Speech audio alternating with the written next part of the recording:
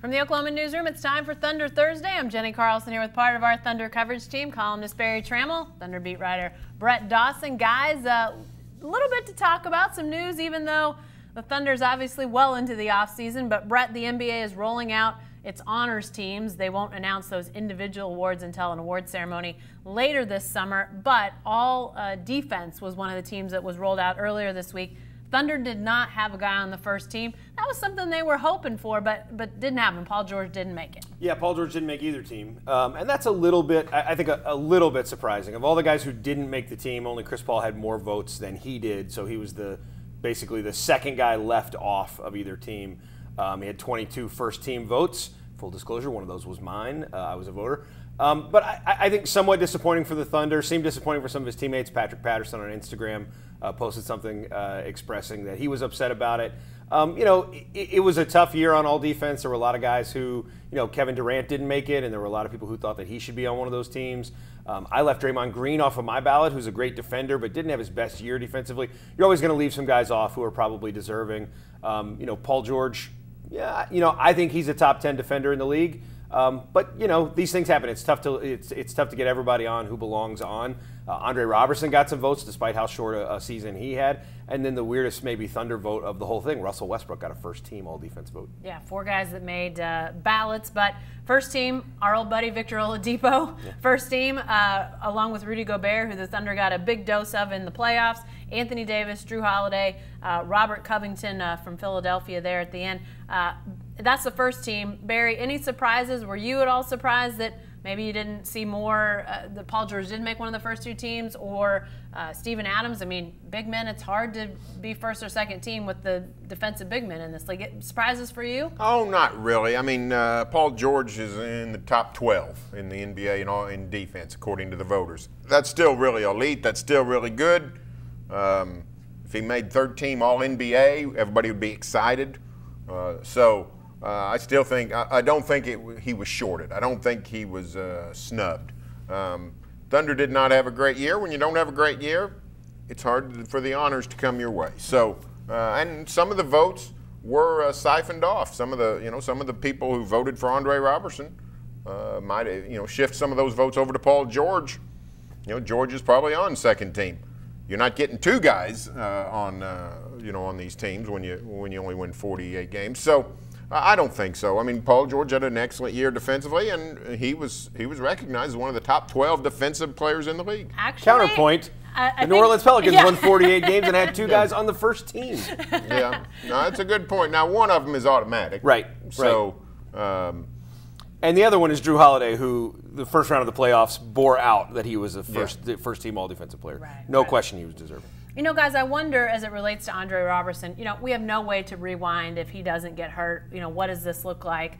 But I wonder the respect that he got from voters. To get 3 first-team votes, to get 17 points in the voting, to have played as limited as he did. If he comes back next year, has a great year defensively, does that maybe help set him up to be on one of those first 2 teams, Barry? Could that kind of respect really kind of carry over? I think Andre Roberson got the respect. I think the last 2 playoffs, the previous 2 playoff seasons, the Golden State year and then the Houston last year, I think respect for Roberson went up mightily throughout the league, the way he defended particularly James Harden a year ago.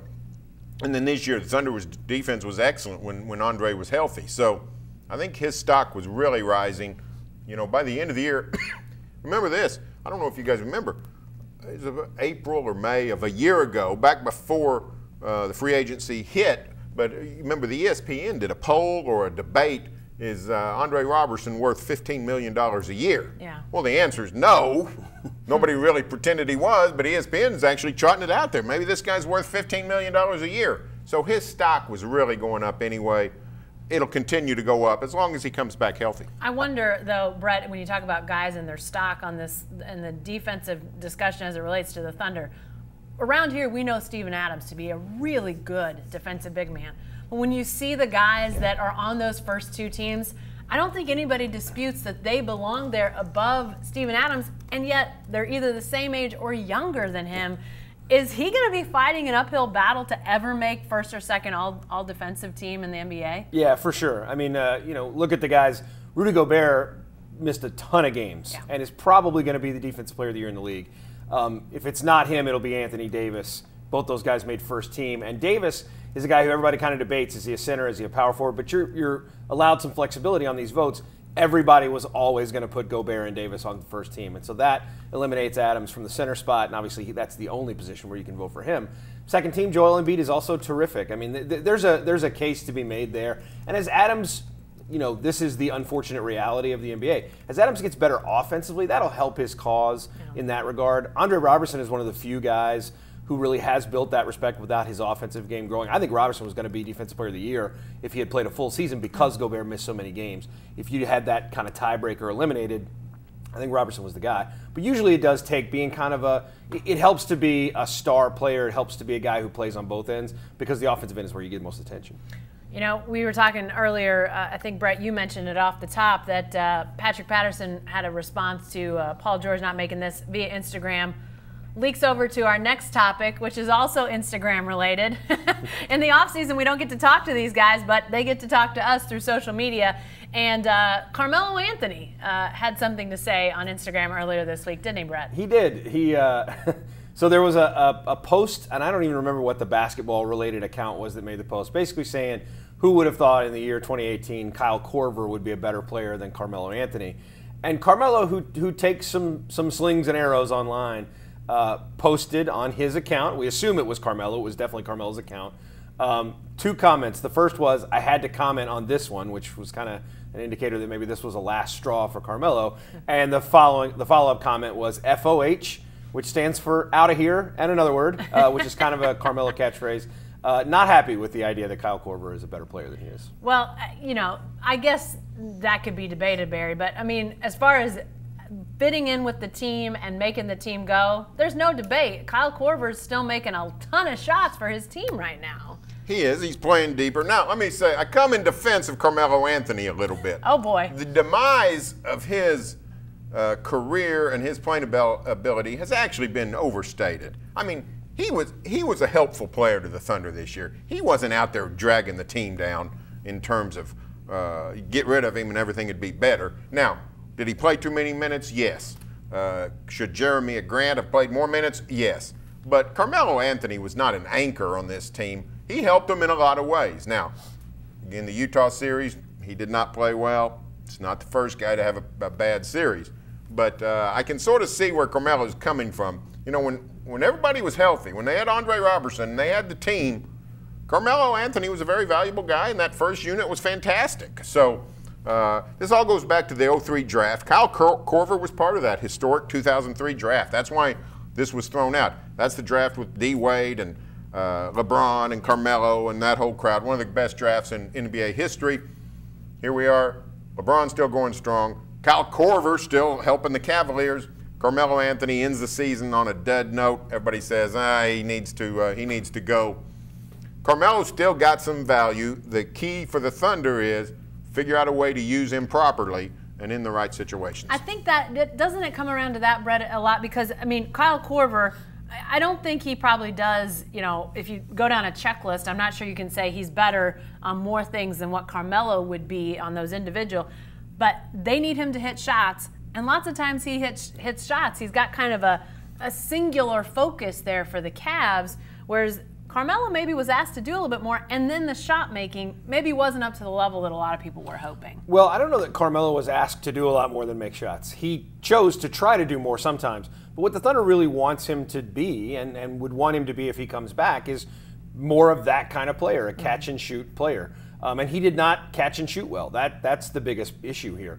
But Carmelo is still, look, he's a better rebounder than I think people give him credit for. Even statistically this year, he's a good rebounder.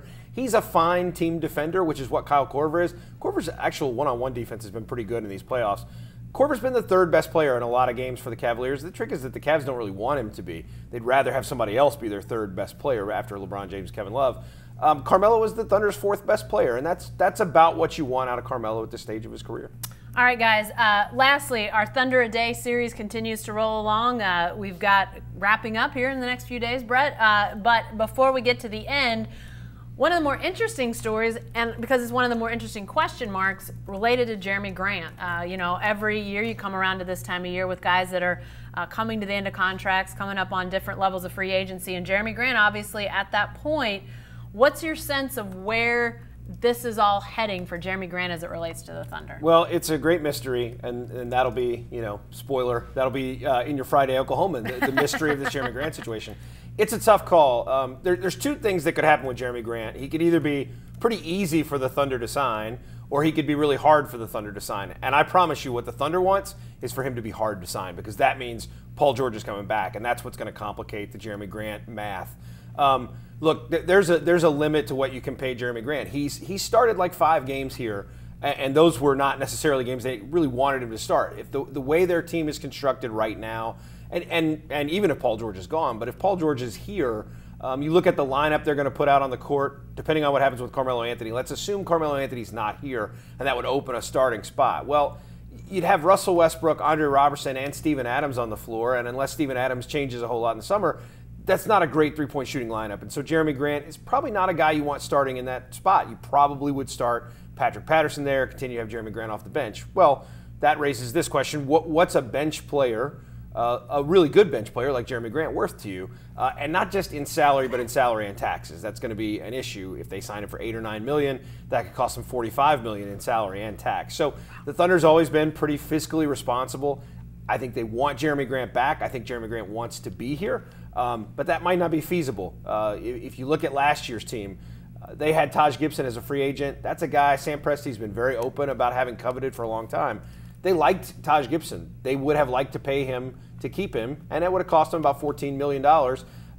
Instead, they let him go. They get Patrick Patterson for $5 million. That's sort of the equation I think they'll be looking at with Jerami Grant. If they can't keep him, who can they find that provides some of what he provides at a fraction of the cost, and maybe could they develop in the way that they've developed Jerami Grant? Well, and Barry, I mean, obviously, it wasn't so long ago that we saw players like Jerami Grant demanding these outrageous numbers. Not outrageous necessarily related to the market at that time, but it sort of set this standard that guys, you know, that you see sort of take these leaps are going to get these huge salary numbers. That's not necessarily the case anymore, but that's not to say that there aren't teams out there that have available funds that might set a higher bar for Jerami Grant too. Yeah, you know, there's the case of the summer of 16 ruined it for everybody. Alan Crabb and Timothy Mozgov and people like that getting outrageous contracts, and everybody thinking I'm better than those guys. But the truth is, there's not a big number of teams that have available money to throw around. So that plays in the Thunder's favor. Brett Dawson said it. You know, it only takes one, but you know, there's a good chance the Thunder can keep Jerami Grant at a reasonable amount of money. But you never know. But it is a case of the market was skewed 2 years ago. It's self-correcting now because everybody's trying to, you know, get some fiscal sanity, and all the cap space is gone except for a handful of teams. So it's something, you know, everybody's going to be worried about on July 1st, worried about Paul George, but it'd be nice if Jerami Grant was in the fold as well. Brett, you mentioned a number a little bit ago, $8-9 million in that range. Is that about where you think the Thunder could max out on Jerami Grant? I know the math is weird because of the Paul George situation, obviously. Yeah. But that seemed, I don't know if that's where they'll top out. I think the thing about the $8 to $9 million is the 8.6 is going to be your mid-level exception for other teams. For the Thunder, the mid-level is not important with Jerami Grant. They have his bird rights. They can go over a number to sign him. So I think that mid-level range is what people expect his market to be. All right, guys, lots still to discuss this offseason. We'll continue to follow that. And obviously, we're hurtling towards that July 1st free agent deadline. Lots to come before then. So be sure to stay with the best coverage team anywhere at newsok.com and every day in the Oklahoman.